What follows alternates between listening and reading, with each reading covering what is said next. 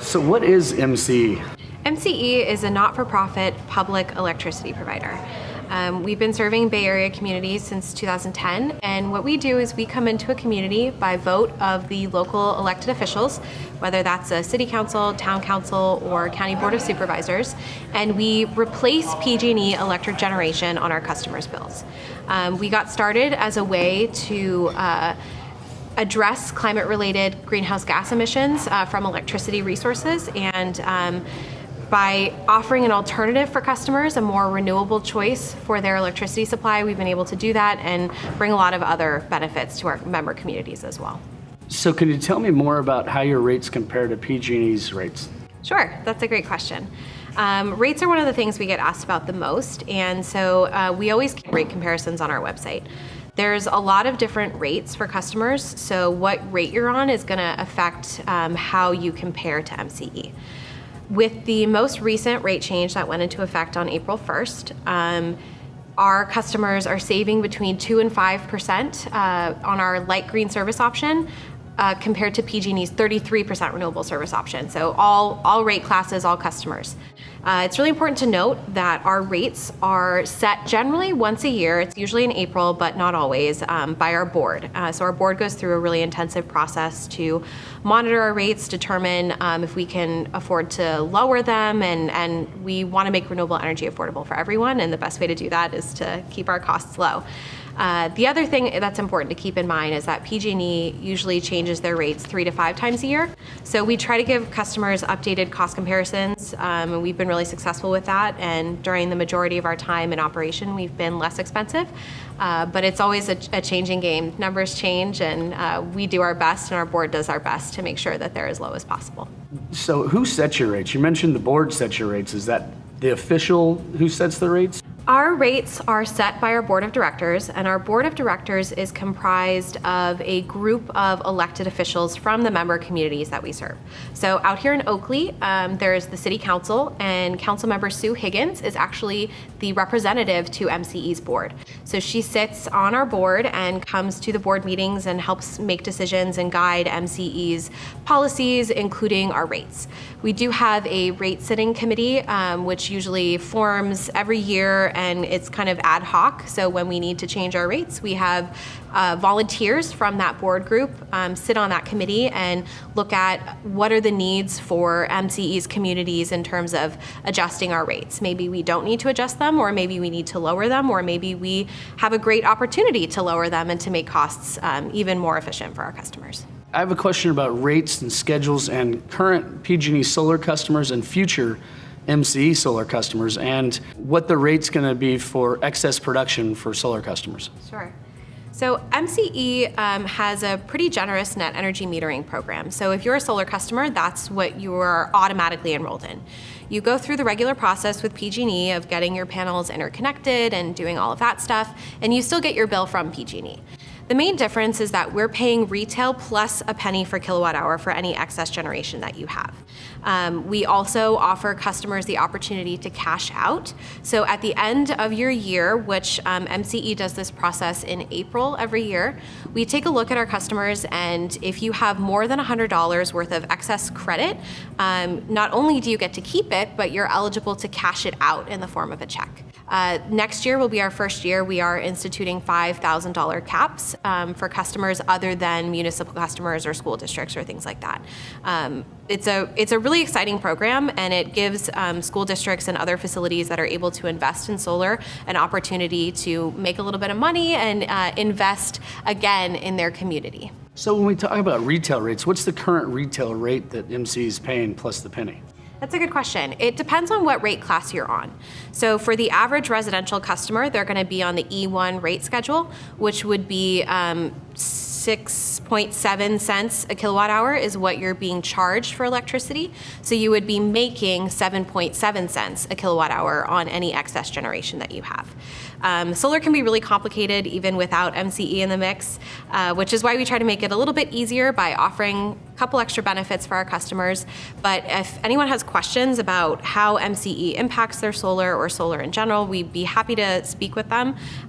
Give us a call or send us an email, and we can help customers identify what's best for them individually, which is really what is necessary for a solar customer. Absolutely. So you mentioned an exemption for schools. Can you tell me a little bit more about that and how it works and if there's a cap or not a cap? Sure. So for schools and municipal accounts, if you have solar and you're generating excess credits, you are eligible to keep them and there is no cap. One of the reasons that we do this is that these facilities have the opportunity, usually schools, you see that they put these panels on and they need them throughout the school year, but then summer comes around and they don't have as many people around. So they're producing a lot of excess energy. And the really great thing about that is once you get that check in the mail from MCE, a couple years ago, West Contra Costa Unified School District got a check for just around $28,000. Just around? Just around. I can't give you exact check. numbers, but it's a good check. Mm-hmm.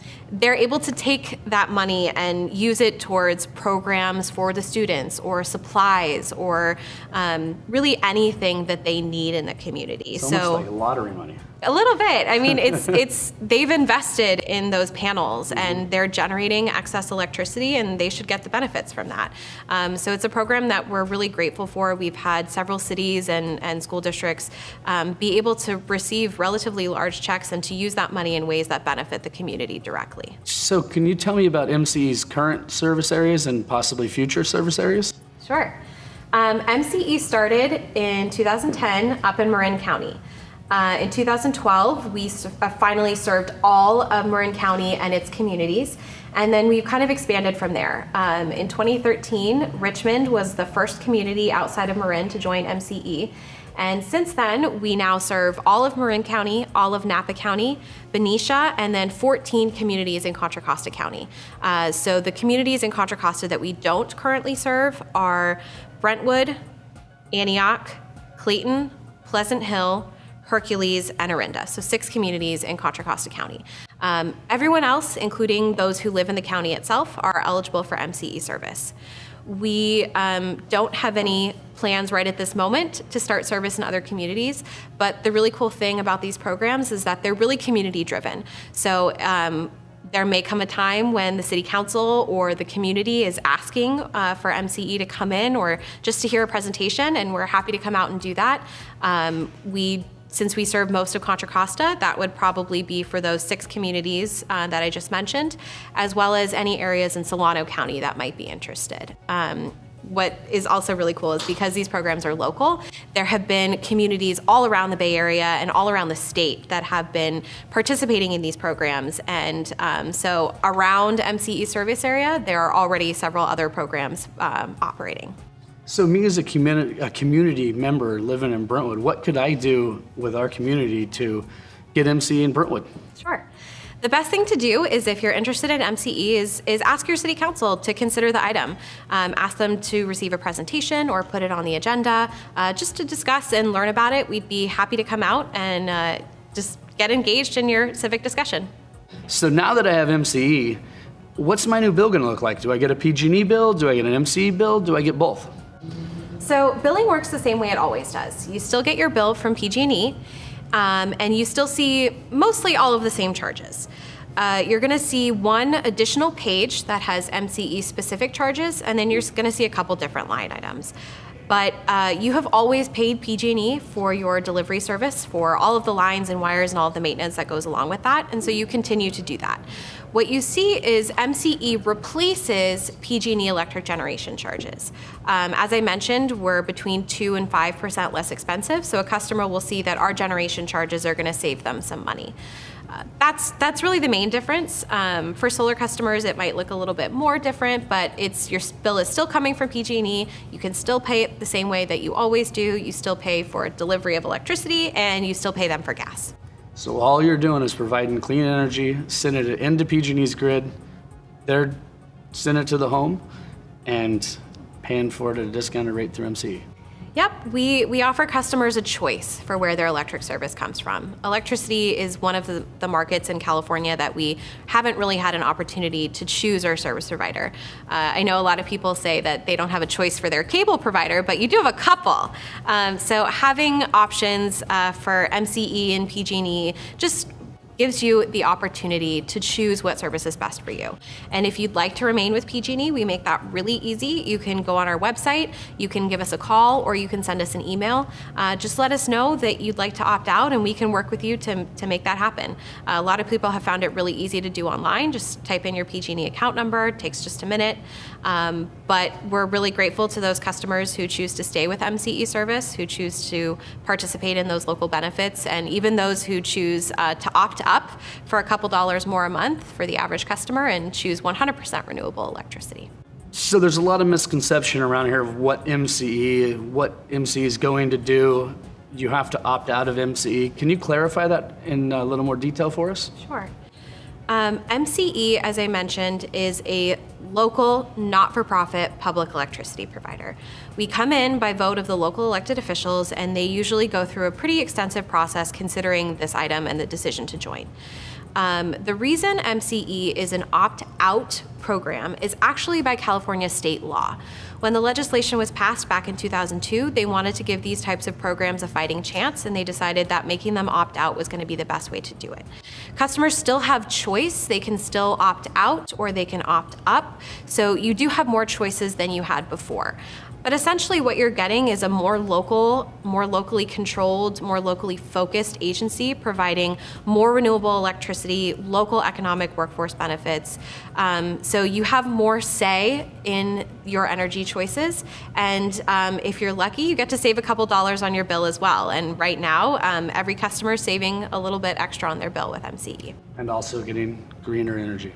Yep, more renewable, more local, and I think for a lot of customers, it's just the power of choice, being able to say, I like that I can choose MCE in one of their service options, or I don't like that and I really want to stay with PG&E. And that's the benefit of it, is that you don't have to choose MCE, and I know a lot of customers feel that they do.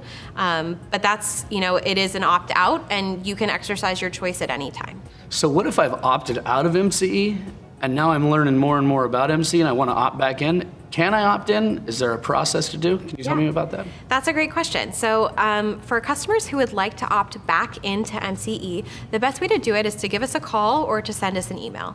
The process is a little bit more complicated to opt back in, depending on when you've opted out. Here in Oakley, most customers will have opted out. If you've opted out at this point, you will have done so before the first 60 days of your service, in which case you're welcome to come back to MCE service almost immediately. It does take a little bit of time for it to go through a billing cycle with PG&E, so it may be a month or so before you actually see that change. However, if you've opted out after the first 60 days of service, PG&E's terms and conditions require that you stay with their service for a year. So you're welcome to come back to MCE service after that point. If you're not sure, if you are one of those customers who's going to have to wait a little bit longer, give us a call and we'll help you figure that out too. So if you're an MCE customer and your electricity goes out, would I call MCE or PG&E, or who would I call? You would actually call PG&E the same way that you always have. So PG&E is our partner. They work to maintain the grid, make sure that electricity is reaching your home, that your transformer's working, that everything's going the way that it should. So if the system goes down for whatever reason, maybe it's your neighborhood or maybe it's your whole city, PG&E is the one who are out there on the front lines making sure those issues are repaired and that you have service in your home. So go ahead and give them a call and they'll help you fix those issues. So I could still log onto my phone, put my address in, it would say, oh, there's an outage in your community affecting 1,100 homes. Definitely. You can change. do that as always. Perfect. So when we talk about MCE and having green energy and local green energy, how local is our green energy? Is it from our community, nearby, or is it on the local California grid? All of the above. MCE actually, we have a map that is available on our webpage that kind of outlines those three levels of what you just asked: the state, kind of nearby, and then local. So we actually consider local any projects within MCE service area. Right now, we have 7 of those projects up and running. Our largest one is MCE Solar 1. It's a 10.5 megawatt project in Richmond. And that was a really big deal. It was a really collaborative partnership between the City of Richmond, the developers, Richmond Build, a workforce agency, and MCE to get that project up and running. So that's what we have right now locally, but we have several more projects coming online through our feed-in tariff program, which offers local developers an incentivized rate for building renewable projects in MCE service area.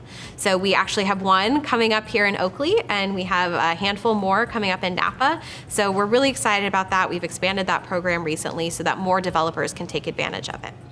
We do have nearby projects, which is within 100 miles of MCE service area. Those are mostly solar, couple biogas plants, things like that. And then we have within the state. So MCE has contributed over $1.6 billion to new California renewable energy projects through contracting and things like our feed-in tariff program. So we're really committed to getting jobs and stimulating the green collar economy in California. So that's where a lot of our power comes from. We do also purchase renewable contracts and other contracts from kind of the Pacific Northwest area to help diversify and keep our portfolio stable. So if anybody was looking online for all of this information we talked about, it's a lot of information, where can they go? What's the easiest source for information? For Contra Costa residents, the best place to go is mcecleanenergy.org/Contra Costa. We have a webpage right up there for you. It's got a lot of kind of overview of a lot of this information. But send us an email, info@mcecleanenergy.org, and we'd be happy to share resources on our webpage with you, help you navigate that. There's a lot on there, and if you're not used to looking at all of this energy stuff, it can be confusing. And that's what we're here to do. We're here to help and answer questions and direct you to the right places if you want to read it all for yourself. You can also find this information on our website at delsoulenergy.com.